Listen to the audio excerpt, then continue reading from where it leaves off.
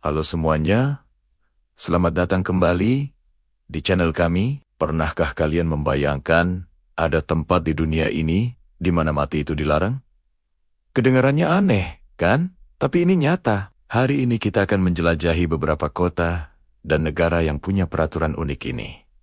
Yuk, kita mulai. Tempat pertama yang akan kita kunjungi adalah Longyearbyen di Svolvær, Norwegia. Kota ini adalah salah satu pemukiman paling utara di dunia. Di sini, suhu bisa sangat dingin, bahkan di bawah titik beku sepanjang tahun. Karena kondisi ini, jenazah yang dikubur di sini tidak bisa terurai. Ini menjadi masalah besar pada tahun 1918 saat wabah flu Spanyol melanda. Ditemukan bahwa virus flu tersebut masih hidup dalam tubuh jenazah yang terkubur puluhan tahun lalu. Sejak saat itu, pemerintah setempat melarang penguburan jenazah. Jadi, jika seseorang sakit parah atau sudah lanjut usia, mereka akan diterbangkan ke daratan utama Norwegia untuk menghabiskan sisa hidup mereka di sana. Unik, ya? Selanjutnya, kita terbang ke Jepang. Tepatnya, ke Pulau Itsukushima. Pulau ini dianggap sebagai tempat suci dalam kepercayaan Shinto untuk menjaga kesucian pulau ini. Kematian dan kelahiran dilarang keras di sana.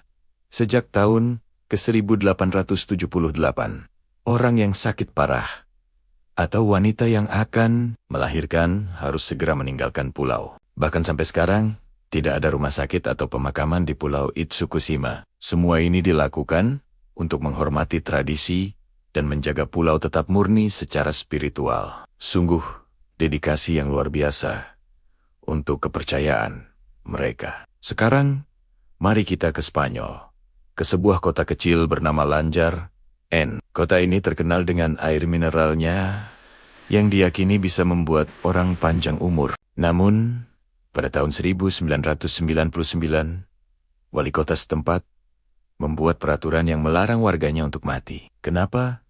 Alasannya cukup praktis. Pemakaman di kota itu sudah penuh sesak dan tidak ada lagi tempat untuk kuburan baru. Jadi, wali kota mengeluarkan dekrit yang menyarankan warganya untuk menjaga kesehatan mereka dan tidak mati sampai pemerintah kota menemukan solusi untuk masalah pemakaman. Tentu saja ini lebih bersifat simbolis, tapi berhasil menarik perhatian dunia pada masalah yang mereka hadapi. Dari Spanyol, kita pindah ke Prancis, ke desa Cugnaux, mirip dengan Lanjar, N.